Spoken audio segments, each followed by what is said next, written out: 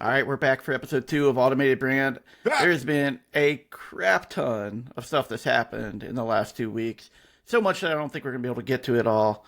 If you guys have topics that you for sure want us to talk about, leave them in the comments below. But Claude dropped a new model. I think it's worth touching on that because it drives the price down. We've done some really interesting like data analysis that I think will be super interesting to dig into some of the correlations we're seeing with the So way like excited. email opens and stuff are.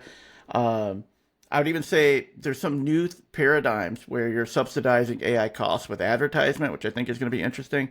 And if we get time, OpenAI held their dev days, which actually does have a lot of things that are important to the marketing e-commerce space, more so than I think has actually been hit in the news. I'm hoping we have a little bit of time to talk about that. Anyway, Nathan, how are you doing today? Good, man. I'm excited. I'm a little sleep deprived from my youngest 3-month-old, but I'm excited. We've got so many topics to go through. I'm pumped to get through. That's awesome. Yeah, Nathan has 4 kids, so he's got two under the age of 2, right? Am I right on that? Two. I mean, technically Oh, Noah's a little bit above two, but two under two. okay. You can. I'll claim that. I'll claim that. It's Yeah, tiring. I'll claim it. two and under. It's a lot.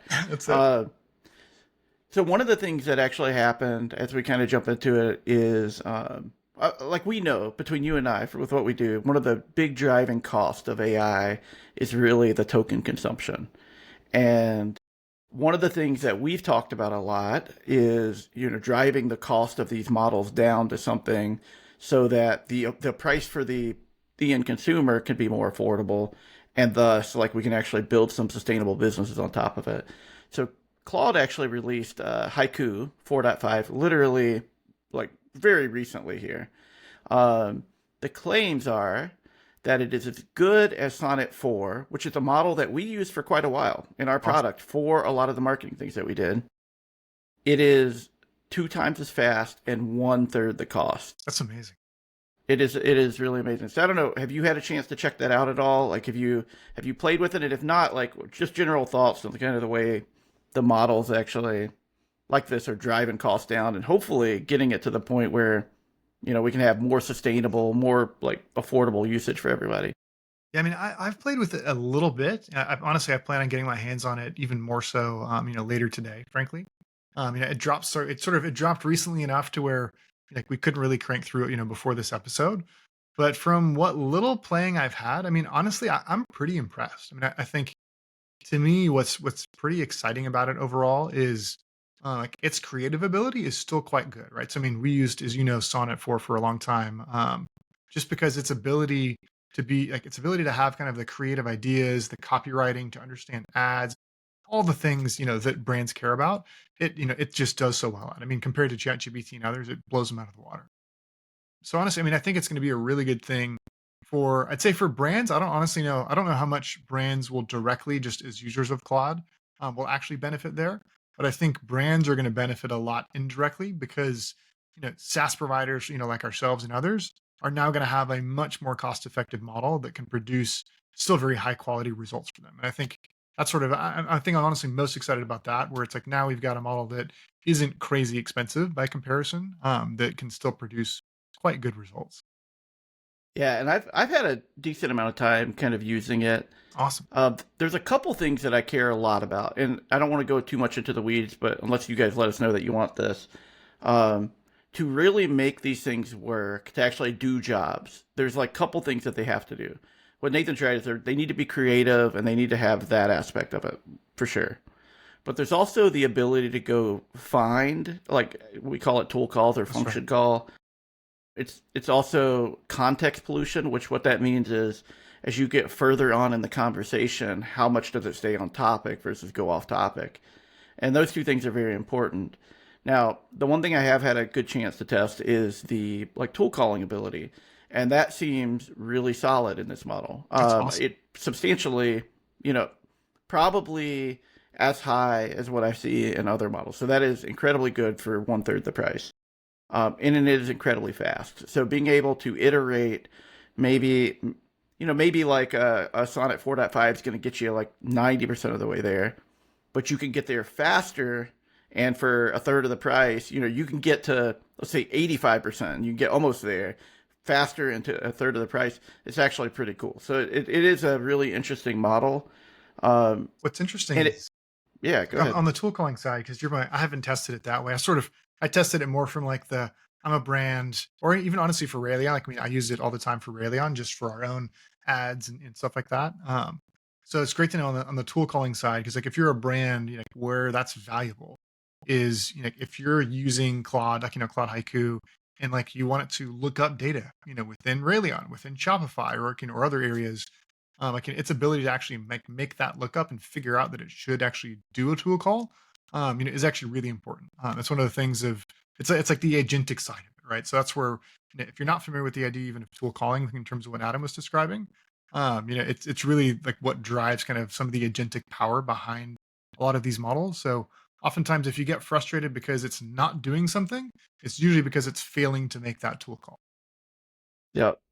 And to add on to that, the context pollution side.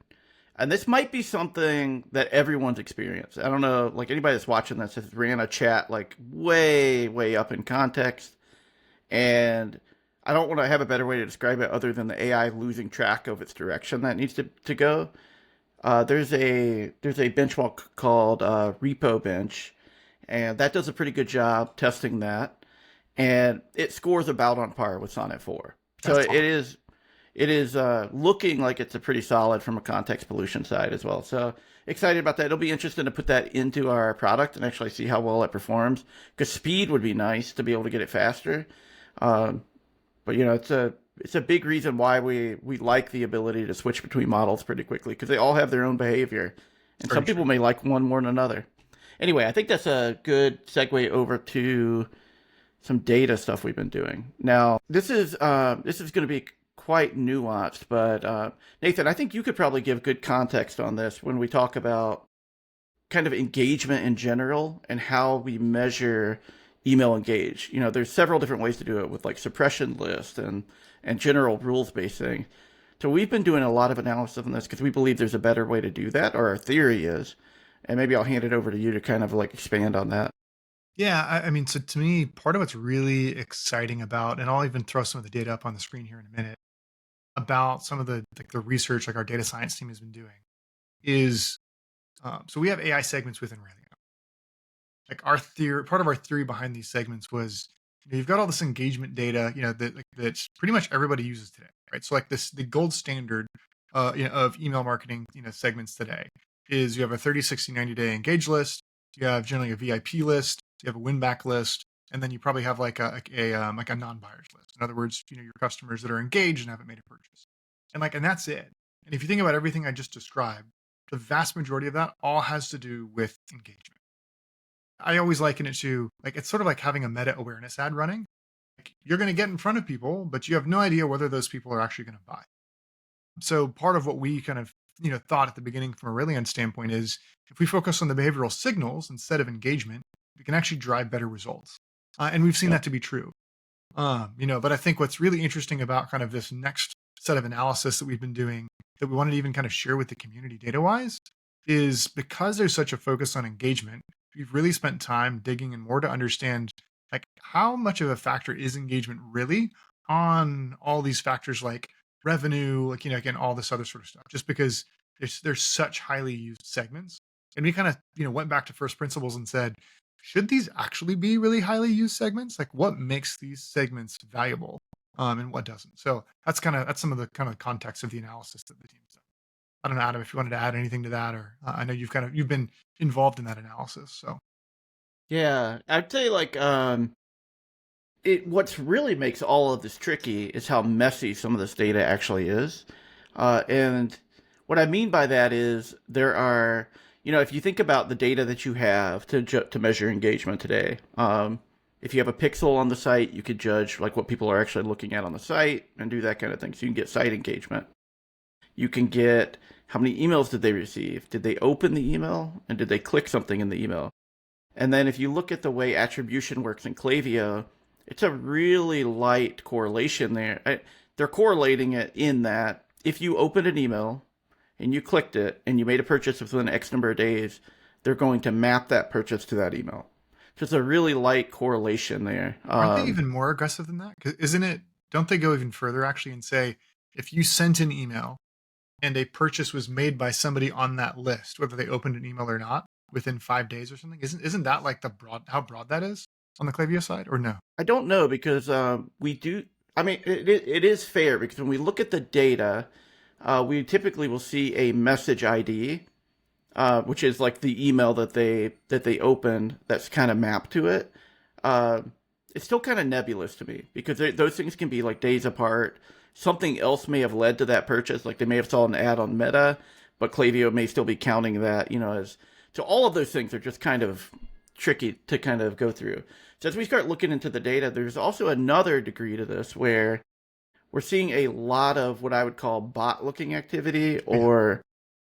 or client activity or whatever you want to. So for example, in unhealthy might be the wrong word here, but you might see a customer that has never opened an email or opened every email. So it's like one, and then clicked every email and then never made a purchase. And you see hundreds of those customers, like a pretty high percentage of customers that actually, will have a behavior like that, where it's like, hey, I never opened an email or I opened all of them. But even if I never open an email, I still show as a bunch of clicks. And that doesn't make sense a lot of times to me. And then even on the click rate side of things, is it likely that every one of those emails was actually clicked and then nothing ever corresponded to a purchase? So that makes it really tricky because a lot of the rules based things are probably having a hard time differentiating between like that being a valid, Yep. active, engaged user. For sure. Uh, I mean, that's probably one of the biggest complaints that I hear, from pretty much every customer and every brand that we talk to is the frustration around like bot clicks and everything else. I mean, and like what's crazy too is not on the email side, but it goes so far as to where I know there's a lot of brands on Shopify that actually have bot abandonments where like bots actually start a checkout and then they abandon the checkout and that throws off all their data. So like, I mean, I believe it. There's a lot of frustrating and fake bot activity and all that. yeah, so when we think about like what does like email engagement actually mean, there's a lot of differences between brands and everything for what this actually judges for like what it actually could actually be indicative of. And I think revenue is a good factor, but if you're basing it just on revenue, really what you're getting is you're getting a list of people that Klaviyo has attributed to a purchase to an email. So that's not a valid way because I mean that doesn't really give you anything about email engagement. So it's a really tricky problem. I think we've got some really cool solutions in the work, but um, it's way more nuanced than I think we had initially kind of anticipated, and I see why brands have kind of landed where they have with a lot of the segments they're running just out of simplicity, to be honest, because of how nuanced it is. Totally. I mean, it's it's funny. Like one of the things that I mean, in talking with so many brands and agencies, right? I mean, to your point, simplicity is why like engagement is ran so common. Because part of it's simplicity in terms of, well, if I have more targeted segments, I need to send different content to them, right? And the cost of creating that content is really high. And then the other part of the challenge from a simplicity standpoint, or excuse me, the other benefit from a simplicity standpoint is like it takes a lot of time to do like pre AI to do a lot of RFM analysis and figure out what the cohorts are and prove that they're valuable.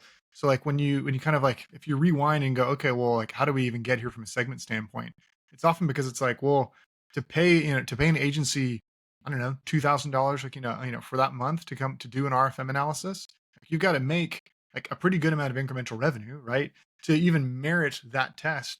And if it failed, like that's a big failure as compared to something like like what we do on the AI side of Raylon, and like whether it's Raylon or not, like the idea of, hey, look, if you can use AI to do it, now it becomes really easy to do a different segment and it costs you like a fraction of the cost. Right? I mean, even if it's $100 for most people, that means like you can win back your experiment in two orders, if you assume an average, AOV of $65. So like, it's interesting even how much AI is actually driving down the cost of doing these segment experimentations compared to what had to happen before. But let me go ahead and pull this up because I think the data on the engagement side is just so fascinating. So let me pull this up here, and for those that are listening, I'll describe it. So what I've got up here, is an example. This has been of several million sends. And really like there's a few things, right? So what we're going to focus on the kind of the yellow thing, the little yellow graph here, score versus revenue down at the bottom. And like I'm not going to go into everything about the score. I mean, maybe Adam, you can kind of touch on that some, but just to highlight really quickly because it's so fascinating. So for those that can't actually see this, we've got kind of our graph, and the x-axis is effectively like our what we call our engagement score.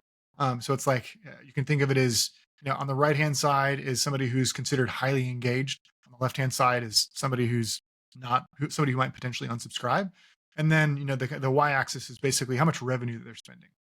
And to me, the most fascinating part of this, like when the team showed this to me, honestly, like I was so surprised. The most fascinating part here is the revenue distribution is actually like it's like peanut butter. Like it's almost completely evenly distributed. Like what that means, right? And Adam, you can, I want you to dive into this because you've got a much better perspective here. But like what it means is basically there's almost no correlation to email engagement and the amount of revenue that profile or that customer is going to spend, which like blows my mind considering how much engagement is actually used as a segment. I don't know. Correct me. Where did I mess this up at? Take us deep. Yeah, I mean, I definitely agree with you on this. It's not the natural like graph that I expect to see. So what Nathan's describing is our engagement score runs on a scale from 0 to 1,000. That's weighted on several factors. That's rated on how active you are engaging with the email, like how many you have opened, percentage wise, how many you've actually clicked, and then the revenue that's driven from that. And actually, we base it purely on order count right now. We're not weighting the revenue amount, which is also something that we're thinking about playing around with here. But what we're getting is what I would say is like there are some people that are highly, highly engaged with emails. And I got to thinking about this from my perspective. Like I love e-bikes. And there's a brand, actually two, that send me emails about new launches and everything. And I read every one of them, but I have no intention of actually purchasing because it's a big purchase, right? And it would be like something that I would do every 3 or 4 years, maybe on that. And I bought one, a year ago. But I still stay very highly engaged with the brand. So what it really kind of came to me, like made me realize is like there's almost an awareness aspect of this that is also kind of part of it. Like, um, for the e-bike brand that I'm thinking about, I might open 10 emails a year or 12 or whatever it is. I mean, they don't email me often, but I open every one of them Sounds like because they I'm need to email curious. you more. Right. But the revenue that they're going to get from me is really going to be zero. Like it's going to be, but where should that be on an engagement score? And you still want to keep me engaged because at some point I'm going to decide to buy another e-bike, and you want to make sure that I'm thinking of your brand when it comes to that. So I think a lot of what this engagement score is going to allow us to do is be able to measure. It's going to be able to allow us to weight revenue, but also like the brand awareness aspect of it. It's like, is the person actually interested in the brand so that when a buying decision comes up, like, are they going to think about your brand? Which, just to be very clear, may not always be correlated to a particular email, which also makes this tricky because we're relying on the email provider to attribute, some purchase to some email. And as we already kind of established, that is lightly coupled as it is today. So part of me thinks just the attention, the email, like the engagement itself with the email is important from a brand awareness aspect, and then like correlating it to revenue, we can do that roughly with the email kind of attribution. But I don't think that's the end all answer because 6 months from now, if I'm going to go buy an e-bike, I may or may not do that after clicking on an email because I have actually built kind of this established understanding of what I like about that brand, and I'm going to go do that. So anyway, I'm just bringing that up that it's a really gray area, but I am excited about the idea of an email engagement score and being Yes, able to measure that. absolutely. And what's funny, I mean, is from what you described, I mean, it really like it matches the case so well, and kind of like kind of like the concept that we've had of like email is really just an ad. I mean, it's an ad to like your own to an owned channel that you have. And if you think about it, like as a consumer, our inbox is just our own feed with with stuff that just can get dumped into, unfortunately. But everything that you just described, and even seeing the fact that that the revenue is so evenly distributed across engagement, you're totally right. It lends itself very much to the idea of it's basically an ad. Like I mean, it's just an ad that's going out there. And like you can time it better in some cases, and better in others. Like if you're just focused on engagement, it's the equivalent of running awareness campaigns. It's the equivalent of running awareness ads. Unless you're using more behavioral scores, kind of like with Meta, right? Like unless you're using more like meta-oriented intent to say, oh, well, like we're predicting that this customer is really likely to, to rebuy right now or to refund or or needs a promotion or whatever it might be. So it's I guess it's just fascinating. I wasn't expecting to see in a way like how weak engagement, really was, in terms of actually driving revenue versus how much it is, to your point, or how much it seems to be just being in front of the actual customer, being in front of of the profile effectively. Yeah, it's been really interesting to see all that data play out. Yeah, it really is. And to kind of layer on maybe one other thing, and then we'll move on to another topic. But like, you're right. Like, it's still like one, like it's one building block of overall kind of determining your customer, and it's really what you're optimizing for. At the end of the day, you want to optimize towards revenue, but sometimes that revenue, depending on your product, is an instant buy. Sometimes it's a buy down the road, and kind of like determining how you actually want to build your plan against that. And that's what I think, honestly, like what AI and building these kind of systems are actually get really good at is they can kind of adapt to your circumstances versus using some off the shelf solution that may or may not work with your buying patterns that your customers have, your email engagement patterns that your customers may or may not have. So it is a really cool time to be in this space because of all the tools that are just available now. Absolutely. And I think if you're a brand and you're listening to this and wondering like, okay, well, like how do I actually apply this? One thing I would say is like, don't stop sending to your engaged list, right? Just to be clear, to Adam's point before, like, yeah, like, it does work because it's still fundamentally like the email is acting like an ad. It's building brand awareness. You're getting in front of your customers and your prospective customers. So like, don't stop emailing them. I think where it go, where it lends itself more so to is to say, okay, like there's clearly more ways that I can begin to segment my list that's going to drive more profitable results and even more revenue. And I think that's sort of the biggest thing of why we were doing the analysis, and even the purpose of the analysis that we did as a whole was really to start to dig in more and go, okay, like we've already been seeing that there are more effective ways that you can segment in addition to engagement, right? Like engagement's really like a deliverability and a brand awareness tool. So like we need more tools in this age of AI for for brands. So that would be more the encouragement is like go back to your agency or to your team and say, hey guys, like we really need to dig in and see some new, like what are some new ways that we can try to segment this stuff? Because yeah, you're absolutely right, Adam. Of like one of the most exciting things from an AI standpoint is how much easier it is to begin to personalize, or even like tailors, maybe a better word, tailor all this data, yes, to the like profile to the end customer, but also like for a brand. I think that's one of the most exciting things in my mind is like all of the sort of AI superpowers out there, is getting easier and easier to actually tune it to a brand specifically versus it being this kind of big general blob that everybody kind of gets lumped into because these businesses are different. Yeah, and I know this is. I'd love to know your thoughts on this because I've been kind of thinking about this a lot. If you think about when you need to go buy something and you're making a purchase, there all of the burden is on the consumer. They need to research the options. They need to determine if it fits for them. Like it's all on the consumer. The emails that are sent to you, for the most part, are very generalized. It isn't built for the consumer. When I go to the website, the landing page is very generalized. It's not built for my particular use cases. So I've been thinking about like over time with the way AI is going, we're going to shift the burden from the consumer needing to go and find all the things they need to find to figuring out a way to actually push it in front of them in some way. Whether that is sort of with what OpenAI is doing with the being able to buy stuff in the chat, which we talked about last episode, or if that's actually done through like really extreme personalization techniques, like being able to segment down almost to the point where you understand what that consumer is looking for. I know, again, this is kind of out in the future and figuring that out, but I do see that as being a real path forward at some point in the future, like being able to get it to that level. I don't know. Do you think I'm crazy by thinking about it that way, or do you think that's how you would think about it too? No, I mean, I think, that's, I mostly agree. I mean, I think that's like the dream of personalization that's been sold for decades, right? Forever, forever. Yep. Forever. And I think, and we even see elements of that, so, being successful, like, in our own business.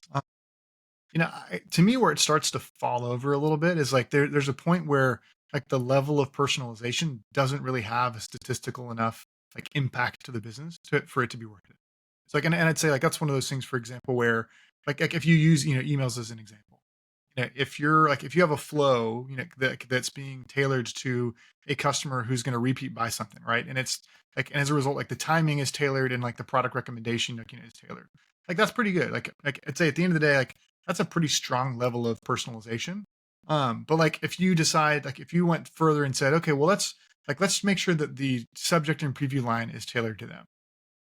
Like, what does that really look like? Let's say that the hero image is tailored to that. It's like if you start to talk about tailoring all of the content, like that's where I start to think like, unless you're a huge brand, and you're doing like, tens of millions of emails, like a month, like the level of impact that has is probably very marginal. And I think honestly, Meta to me is always like the best example of this because like they have the best intent engine on the planet.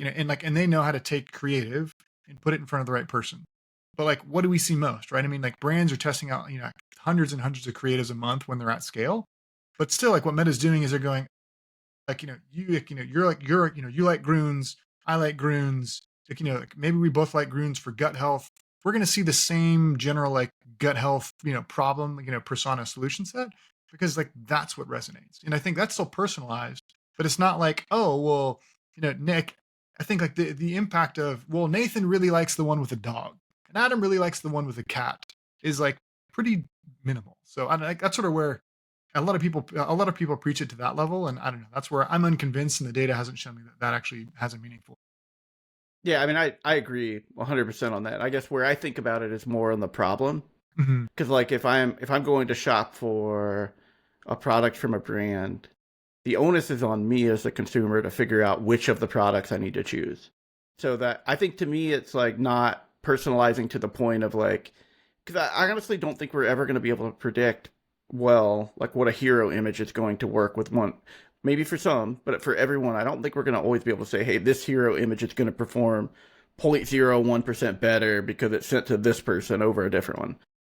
But if you know my intent, which is I'm looking for a solution to a problem, I'm looking for a helmet, how do you remove that burden from that person so they don't need to go find information, and how do you push that information to them? That's what I kind of think about. I think about it more of like how do you get I got you. how do you take the burden away from the person having to dig and you push the information to them. Again, like I said, this is off into the future, but I do think it's a kind of an interesting paradigm if you Agree. could figure out as a brand how to like know your customer's intent and be able to proactively give them the information that they're seeking without them having to come find it. And I do think some of that's personalization, but I also think some of it's like personalizing around the problem domain that you're trying to solve. No, I mean, honestly, I think, I mean, what you're describing, right, is why it's like the discovery engine, and it's why so many folks are starting to use LLMs, like ChatGPT, Gemini from Exactly. Google, and that sort of thing to figure out this product stuff, is because like it is so much more convenient. I mean, like I was looking up board games, this past weekend for my son with a very specific criteria, and like it was so much easier to just be like, hey, ChatGPT, like this is what I'm looking for. Give me ratings from Board Game Geek, and like give me the top five that kind of focus on these things. And like I didn't have to go and do all this research and everything else. And even with that top five, right, it recommended like the top one, and it's like, oh, that was so nice. Something that previously would have taken me a couple hours, like now is like awesome. In a matter of 60 seconds, like I've got a really good idea of the list. I know what the prices are. I know where to buy them. I think that's honestly why I think more and more like that's going to become a stronger channel, kind of like we talked about in last episode. I think that's going to be a stronger channel for brands to begin to see more revenue coming. Yeah, I like that. I think that's a good segue over to subsidizing some of the stuff that, and this is kind of a new thing. So again, we talked a little bit about like AI is expensive, and I think we're a lot of us are spoiled with these like $20 subscriptions with ChatGPT and Claude. For sure. So everyone knows they're losing money on you most likely if you're using it of any. So those prices cannot stay that way forever. It's going to be ad driven or it's going to have something driven. Just like you're seeing with like the Netflixes of the world that are adding ads into things. Anyway, there's a new paradigm, which I saw coming for quite a while, which is subsidizing some of that with advertisement. So in the coding world, for example, it's starting to actually take hold into like some of the coding tools where you can actually pick a free mode. That's crazy. They're going to use probably cheaper models, things that don't cost them so much, but they're going to use advertisement to help subsidize that. Now I think about that from a solopreneur or a student, like that is phenomenal for them. They're going to take your data, you know that's going to be part of it, and they're going to subsidize it with advertisement. I mean, it's inevitable, I think, in all of the systems. So anyway, I just wanted to get your thoughts on that. I have my own thoughts, but we'll kind of hand it over to you at this point. That's crazy, honestly. I mean, the to me it makes complete sense from like a OpenAI standpoint, a Gemini standpoint, like in a broader based tool in that way. Um, I mean, honestly, the writing's been on the wall from the beginning, where like a Mm-hmm. subscription plan is like a really basic way of of being able to to extract revenue, right? From users. But I mean, the reality is like ads. I mean, Meta has proven it. Google is the most profitable and phenomenal business literally on the planet and has been for a long time. Like these are ad-based businesses, and it's because that sort of bidding market is so powerful. And when you talk about a platform in which intent is so rich, like it just makes sense that ads are going to come. Like they're just going to. I think the challenge is like how do you do it well, and that's why it's taking longer and that sort of thing. But I don't know. I mean, like on a tool side, I mean, it's sort of the equivalent of like if Klaviyo started putting, I mean, like they're not an AI platform, but like if you had an AI version of Klaviyo and they made it free and they were advertising to you in the platform all the time, it's like, would you want to use it? I don't know. Like if Figma, again, if Figma was like AI first and they were throwing ads at me all the time in Figma, I'm like, I don't know if I would use that. That's kind of crazy to me. What, like, yeah. So you're saying you're seeing this in tools today. What does it even look like? How does it work? Yeah, so there's a tool called AMP, and they have two different like surface areas. They have one that actually lives in like a visual sort of extension, and then they also have one that lives in your terminal. Both of them surface ads. It's pretty lightweight, but basically, if you can imagine above the input box, after you like send a message of any kind, you switch it to free mode, you send a message, you'll actually see the advertising. And then there's a way that you can interact with it. Like it might open a link or whatever it's doing, but you can interact with that. And what they claim in particular is they're doing a combination of two things. So they're not just subsidizing purely like big state of the art models. They're also using cheaper, lower, like probably if I had to guess, it's probably like the GLM type style model or the Kimi K2 type model. They're a little bit cheaper, uh, and then you're able to do that and subsidize the cost of that, and for them to still be able to make money on it. We know this is going to happen with OpenAI. Like it's inevitable for this to happen with OpenAI. It's inevitable probably with Claude. It's interesting to think about Claude having ads, but I could see that happening. Google 100% will. I Yeah. mean, they're already on that brink. I mean, in fact, actually, I want to pull this up because to your point on the inevitability of it. So Taylor Holiday, he posted this. Let me pull this up here.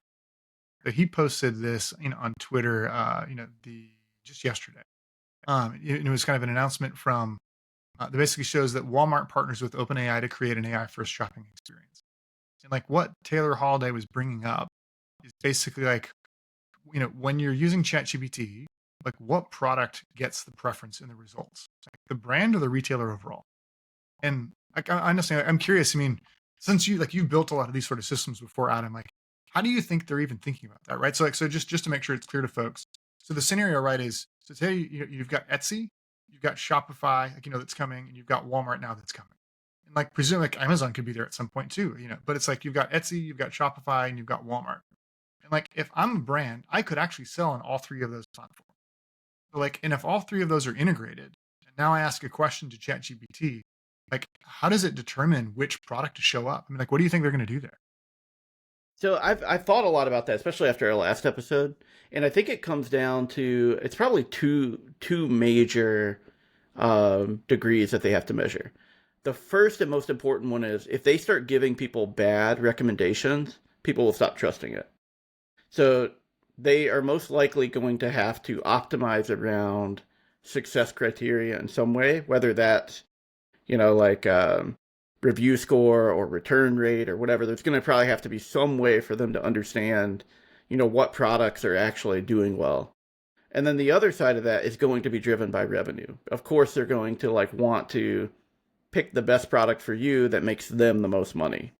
So that's the way I kind of see it. And I don't, maybe I'm oversimplifying it, but they have to do good recommendations. So it would not be in their interest to give me something that I would not be happy with, but it would be in their best interest to give me something that I would be happy with, maybe not the happiest with, but happy with, and makes them the most money.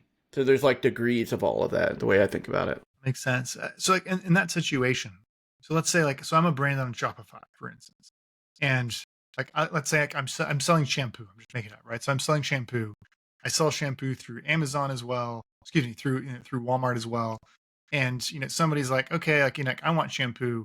So now ChatGPT is going to go and show our shampoo would be shown, right?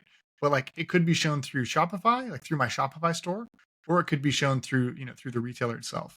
I guess from what you're saying, then it sounds like, do you think they're actually going to have a system under the hood where in Shopify, I can actually say, hey, the normal take rate, so to speak, to ChatGPT would be, I'm making up 5%, but I'm willing to give them 8%. Right? And I know that Walmart's at a flat 6. I'm just making it up. Do you think it's going to be that way? Or do you think it's going to be more ad driven where ChatGPT is basically going to pick kind of the best one based on which one converts best? But then I'll have the option to go into, my ChatGPT merchant account and say, hey, I'll pay an extra $10 every time, to make sure that my shampoo shows up instead of Walmart's. How do you think that's going to play out? I mean, I think it's going to be, I don't know how you feel about this, but it is going to be a market-driven system. It's the way I think about it. And unfortunately, there's going to be a lot of black boxiness to it, at least for the near future. So we're not going to really know to the degree of how much of this stuff is happening. All I will say is, historically, what companies will maximize for themselves is profit. And whatever that leading factor is for OpenAI or whoever's doing this, it's going to be profit. So if they get more money recommending a product that you're still going to be happy with, that is going to be probably, if I was building that system, I would think about it from that perspective. You need to make sure your recommendation is not going to cause a loss in trust with what OpenAI is recommending. But out of the ones that we can recommend with high confidence, which one makes us the most money? And that may be from some flat rate, that may be an affiliate thing, that may be whatever the parameters are, the behind the scenes things are. It's just in OpenAI's interest to do that. And I mean, it is. You can kind of see that same behavior happening on Google, to be honest with you. That's true. With the way bidding happens for Google Ads. Yeah, I mean, I think you're right. It's going to be interesting to see what kind of system they lay out, and I keep coming back to the same place, honestly, where a market is it's the most profitable business that you can have, right? And it's also in a way it's fair, right? Because you get in the situation where, as opposed to a price getting fixed, instead you've got the value of whatever brands are willing to say, hey, you know what, I'm willing to pay a little bit more to get this customer. So then exactly. it goes through all those sort of parts to it. Yeah, it's going to be really interesting. I honestly, I didn't expect the Walmart announcement, and when Taylor Holiday posted that, I was just like, oh my gosh, I didn't even think about that level of complexity. Where now suddenly, how you're figuring out who to show and why and when. Google Shopping kind of covers it. Maybe they do it the same way, where they literally just show the same product in different, between the brand and the retailer. Maybe they go that way, but I'm with you. I think their best interest is to make it as profitable as possible for themselves, realistically. Yeah, and it is definitely going to be interesting to see. And maybe as a quick last minute thing, as we kind of close down here, it's a good segue. With OpenAI becoming sort of its own app store, its own gatekeeping. Trying to think of a better way to think about it. You think about the big players in the space as Google and Apple are the two big ones. It's pretty clear to me that Apple is going for the sort of operating system of the web, or I've heard other people call it other things, they're going to have an app store, right? However you want to detail it out. ChatGPT, you mean? Yeah, OpenAI, ChatGPT. Yep. Not sure what I said there, but one of the things that I keep watching for is how monetization is going to work on that, which they have not announced. Actually, in their blog post, they say, we will be sharing details on monetization soon. So it does show me that there will be some form of monetization that will occur both from probably the App Store and what they're calling the agentic commerce protocol and how we actually incorporate that into our product. So I would just keep an eye on that stuff. I don't think we got to go into a whole lot of detail, but I would say those two answers, when they open up the agentic commerce protocol, so we can all build against it, and they open up the information around monetization, which means allowing your app to actually be in their app store, which they do call out. There will be highly featured ones, and there will be just a normal listing one. So it's going to be very similar to what you see in all the other ones. Um, it's going to, we'll have a lot more information on it. So the monetization is something I'm very interested in, especially if they're going to become like this big gatekeeper Yeah, of their it's own gonna be interesting. system. Sure. It's funny. I think on the one hand, it's going to be really great for ChatGPT users. I For don't know how sure, good it's going to be for like the businesses themselves because they're going to have to forego ownership of the customer, which is bad. which is not good from a business standpoint. I think um, the other thing that I honestly I think this is really clever of them. We don't have time to kind of go super deep into it, but like if you think about like ChatGPT is actually a commodity, right? Because it's like you can easily jump to Gemini, you can jump to Claude. If you're on a $20 a Right. month plan, I mean, it's like Netflix, right? Like if you've watched all the content, you're not really using anymore, you can dump it. Like there's no problem. What's interesting, right? Again, actually, as we talked about even in our last episode, different models are actually really good at different things. And ChatGPT's models are not the best for a lot of things. So this is a really clever way for them to both like make their platform more sticky and even get more data about the customer to be able to serve ads in the future. Excuse about the end user to be able to serve ads in the future. So I don't know. It's a clever play by them. Uh, I'm sure I'm gonna continue to use the product at the same time. Uh, I'm really to me, what's going to be telling is whether or not they end up letting you actually use apps that use other models embedded in, that are kind of embedded in ChatGPT or not. Just because, yeah, I don't know, it's going to be telling. I'm really, really interested to see how it plays out. Me too. I mean, most app stores today traditionally have been kind of driven on like proprietary hardware or like hardware ecosystems. And this is going to be kind of an app store of the web, which is an interesting thing. I know there are some that have been tried, but like this could legitimately be a massive app store of the web. So, anyway, Nathan, this has been awesome. I Yeah, think this is a man. good place to wrap it up. Appreciate you hanging out for episode 2, and we will, like I said before, if anyone has comments or feedbacks, please leave them in the comments below. We're just trying to get this all kind of built out and kind of learn how to actually make this as helpful as possible for what we're seeing, and we'd love to actually hear what you guys are seeing as well. So, Absolutely. anyway, with that, Nathan, any closing thoughts? No, this has been fun, man. I'm looking forward to the next one. Me too. Yep, we'll see you guys again in 2 weeks. Take care, everybody. See ya.